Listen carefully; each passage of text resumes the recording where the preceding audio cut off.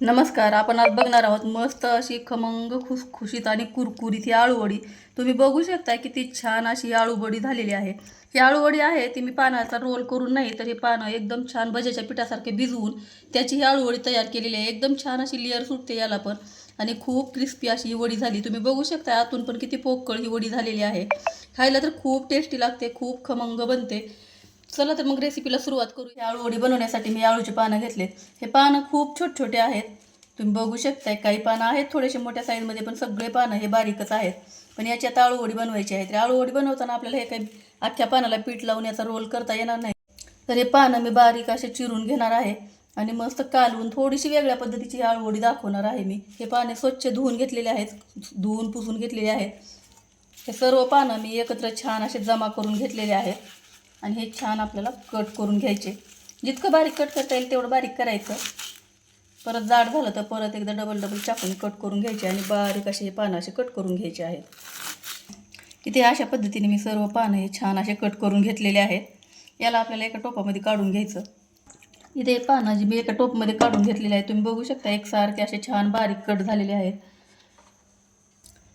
इथे आळूवडीला टाकण्यासाठी मी इथे 4 मिरच्या घेतलेल्या आहेत. एक छोटासा अद्रकचा तुकडा घेतला आहे. 7-8 लसणाच्या पाकळ्या घेतलेल्या आहेत. कारण आपले पानं कमी आहेत त्यामुळे थोडं साहित्य घेतलं आहे. हे थोड्याशा कोथिंबीरच्या काड्या आहेत आणि थोडीशी कोथिंबीर आहे. हे आपल्याला मिक्सरला बारीक करून घ्यायचं आहे. इथे सर्व घेतलेलं साहित्य मी बारीक करून घेतले. तुम्ही बघू शकताय हे सर्व बारीक केलेलं साहित्य जे आहे ते या पानावर टाकून घ्यायचं आहे. इथे 1 वाटी बेसन पीठ घेतले. थोडीशी मोठ्या साईजची वाटी आहे. त्याचबरोबर 4 चमचे हे तांदळाचं पीठ घेतले. यामुळे आपली जी वडी आहे ते खूप क्रिस्पी आणि कुरकुरीत होते. इथे एक छोटा चमचा हळद पावडर घेतलेली आहे. 1 छोटा चमचा धने पावडर आणि 1 चमचा हे काश्मीरी लाल मिरची पावडर घेतलेला आहे. यामुळे वडीला खूप छान असा रंग येतो आणि तिखट तुमच्या आवडीप्रमाणे तुम्ही कमी जास्त करू शकता. इथे मी थोडंसं असं तिखटवालं लाल तिखट टाकलेलं आहे. कारण मी मिरची फक्त 2-4च घेतल्या होत्या, पण आमच्याकडे आळूवडी ही एकदम झणझणीत आवडते म्हणून मी थोडंसं लाल तिखट हे वरतून टाकलेलं आहे. इथे 1 चमचा ओवा आहे, तो हातावर चोळून टाकायचा. ओवा नेहमी टाकताना हातावर चोळून टाकायचा, त्यामुळे खूप छान असा त्याचा सुवास या वडीमध्ये येतो. आणि थोडेसे पांढरे तीळ घेतलेले आहेत. हे तीळ पण यात टाकून घ्यायचे. तिळामुळे वडी खूप खुसखुशीत होते. आणि ते चवीप्रमाणे मीठ टाकून घेत आहे. इथे मी चिंचेचा गर काढून घेतलेला आहे. आळूची पानं हे थोडेसे खवखवतात घशामध्ये, थोडेसे चरचरीत असतात म्हणून मी यामध्ये थोडासा चिंचेचा कोळ घालून घ्यायचा. आणि हे सर्व साहित्य आपल्याला छान अगोदर असं मिक्स करून घ्यायचं आहे. या पिठामध्ये सर्व मिक्स पानं करून घेतले की नंतर आपल्याला लागेल तर थोडं पाणी टाकून हे छान आळूवडीचे पीठ भिजवून घ्यायचं आहे. आणि इथे थोडेसे मी जिरे पण टाकलेले आहेत. अख्ख्या जिऱ्याचा पण खूप छान यामध्ये टेस्ट लागते.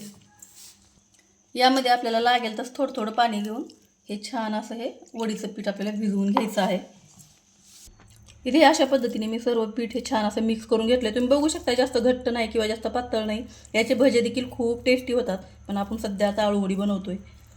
एक प्लेट घेतलेली आहे. या प्लेटला छान असं तेल लावून घ्यायचं, म्हणजे आपण जे आळूवडीचं सारण यामध्ये टाकणार आहोत ते अजिबात खाली चिटकणार नाही. त्यासाठी इथे छान असं तेल लावून घ्यायचं आहे.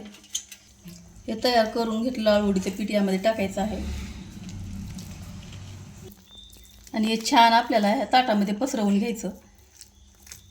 इथे अशा पद्धतीने ह्या ताटावर छान असं मी पसरवून घेतलेलं आहे. वरतून थोडेसे तीळ टाकायचे म्हणजे खूप छान दिसतात ते. मस्त वरतून पण थोडेसे तीळ टाकून घेत आहे. इथे मी छान असं तीळ टाकून घेतलेले आहेत. कढई ठेवली, त्यात पाणी उकळायला ठेवलेलं आहे. त्या स्टँड ठेवलेला आहे. त्या स्टँडवर आपल्याला ताट ठेवून घ्यायचं. इथे कढईत मी प्लेट ठेवल्याच्या नंतर यावर झाकण ठेवणार आहे. तुम्ही या ठिकाणी तुमच्याकडे स्टीमर असेल तर ही वडीचं प्लेट तुम्ही स्टीमरमध्ये सुद्धा बनवू शकता. माझ्याकडे स्टीमर नाही म्हणून मी अशाच पद्धतीने जे पदार्थ बनवत असते. इथे तुम्ही बघू शकता किती छान अशी या वडीला वाफ आलेली आहे. यामध्ये मी चाकू टाकून पाहत आहे. तुम्ही बघू शकता एकदम मस्त असा हा चाकू बाहेर आलाय. यामुळे आपली वडी आता झालेली आहे असं समजू शकतो. बंद करून प्लेट बाहेर काढून आपल्याला पूर्ण गार होऊस तर 5 ते 7 मिनिट आपल्याला लागेल. तितक्या टायमात आपल्याला पूर्ण गार करून घ्यायचं आणि तुम्हाला हव्या त्या आकारामध्ये कट करून घ्यायचे आहेत. इथे आपली वडी जी आहे ते एकदम छान थंड झालेली आहे. याला आता आपण कट करून घेणार आहोत. तुम्हाला हव्या त्या साईजमध्ये याच्या वड्या पाडून घ्यायच्या, छोट्या मोठ्या जशा आवडतील तशा. इथे अशा पद्धतीने मी सर्व वड्या ज्या आहेत ते मस्त कट करून घेतलेल्या आहेत आणि अजिबात ताटाला पण चिटकलेले नाहीत। इतक्या छान अशा ह्या वड्या झालेल्या आहेत, तुम्ही बघू शकताय। आणि याला पण खूप छान अशी लेअर पडलेली आहे। आपण अशी वडी केली तरी एकदम लेअरमध्ये तयार होते। तुम्ही बघू शकताय किती छान अशी वडी झालेली आहे। या सर्व वड्या ज्या आहेत ते मी कट केलेल्या काढून घेणार आहे। इथे तुम्ही बघू शकताय किती छान अशा ह्या वड्या ताटाच्या सुटत आहेत। एकदम मस्त खूप छान अशा जाळीदार ह्या वड्या तयार झालेल्या आहेत।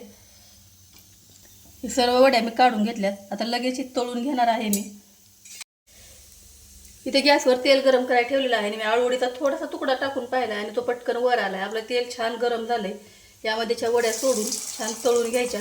तुम्हाला जर तळून आवडत नसतील तर तुम्ही याला शॅलो फ्राय देखील करू शकता। अगदी कमी तेलामध्ये शॅलो फ्राय वड्या पण खूप चवीला छान लागतात। एक साईडने थोड्याशा फ्राय झाल्या की आपण याला पलटून घ्यायच्या आणि दुसऱ्या साईडने पण या छान अशा फ्राय करून घ्यायच्या आहेत। आपल्या वड्या एकदम छान तळून फ्राय झाल्यात। एकदम गोल्डन ब्राऊन कलर आलेला आहे, तुम्ही बघू शकताय। खूप छान दिसायला लागलेल्या आहेत आणि त्याची लेअर पण किती सुटलेली आहे तुम्ही बघू शकता। या वड्या काढून घ्यायच्या आणि बाकीच्या वड्या पण अशाच तळून घेणार आहे। या अशा पद्धतीने आता राहिलेल्या वड्या पण मी तळून घेणार आहे। इथे अशा पद्धतीने मी वड्या तळून घेतलेल्या आहेत। तुम्ही बघू शकता किती लेअर बाद अशा ह्या वड्या झालेल्या आहेत। एकदम मस्त क्रिस्पी कुरकुरीत ह्या वड्या आहेत।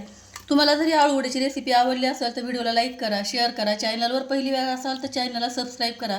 व्हिडिओ पाहिल्याबद्दल धन्यवाद। थँक्यू।